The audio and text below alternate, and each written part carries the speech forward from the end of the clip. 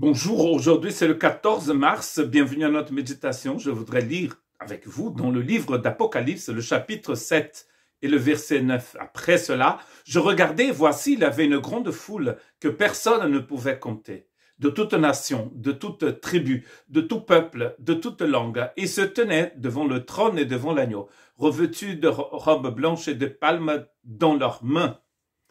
Nous avons donc changé à nouveau de scénario. Nous sommes maintenant, le rideau va s'ouvrir sur une nouvelle réalité et nous trouvons donc ce après cela. Nous venons de lire, de méditer sur les 144 000 qui sont donc nommés dans la première partie du chapitre 7. Et nous voyons bien que ce chapitre 7, il est très important parce qu'il va donc servir de bascule vers en fait une autre section du livre à partir du chapitre 8. D'ailleurs, cette bascule est déjà arrivée à la fin du chapitre 6. Ici, dans le chapitre 7, nous allons trouver encore l'Église du Seigneur, l'épouse de l'agneau.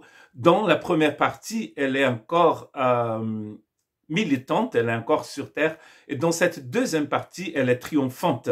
Elle se trouve devant le trône de l'agneau. Nous allons retrouver dans ce chapitre, dans cette partie du chapitre 7, à nouveau les créatures, les êtres du chapitre 4 et du chapitre 5. Nous allons les retrouver ici pour montrer que nous sommes de retour à là où nous étions auparavant, quand nous avons parlé du trône de Dieu. Ils sont vraiment très nombreux et nous ne pouvons pas les compter. C'est pour ça que au début du chapitre, on dit qu'ils sont 144 000. Mais dans 2 Timothée chapitre 2 verset 19, c'est écrit « Néanmoins, le solide fondement posé par Dieu subsiste avec ces paroles qui lui servent de sceau. Le Seigneur connaît ceux qui lui appartiennent. Et quiconque prononce le nom du Seigneur, qu'il s'éloigne de l'iniquité. Le Seigneur connaît. » Donc c'est un chiffre que seul Dieu connaît. Nous ne pouvons pas continuer à faire un peu de la spéculation en disant c'est tant de personnes. Non, en fait, seul Dieu connaît le nombre de ceux qui l'appartiennent. À nous de proclamer l'évangile. D'ailleurs ici, à nous de nous éloigner de ce qui est mauvais.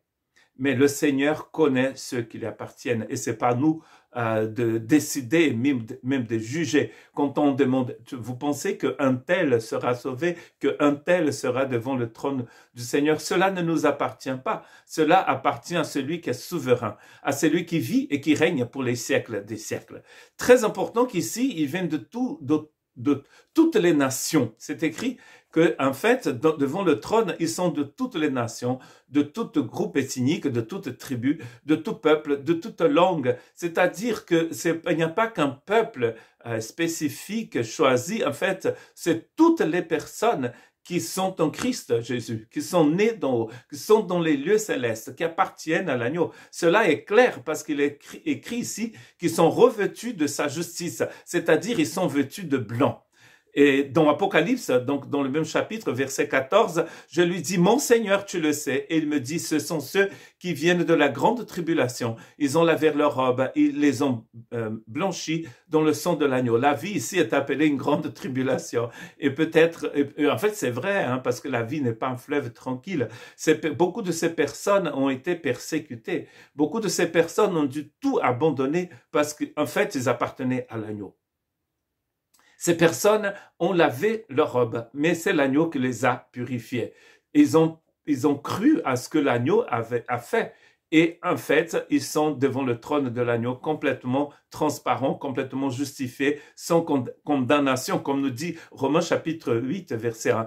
Étant donc en Christ, il n'y a plus de condamnation pour ceux qui sont en Christ Jésus. Dans Jean chapitre 12, verset 13, pris des branches de palmier et allèrent au-devant de lui en criant « Hosanna ». Béni soit celui qui vient au nom du Seigneur, le roi d'Israël. Dans le texte d'Apocalypse, chapitre 7 et verset 9, c'est écrit que ces gens qui chantent et qui sont devant le trône de l'agneau, ils ont des palmes dans leurs mains. C'est pas des palmes pour aller nager, hein.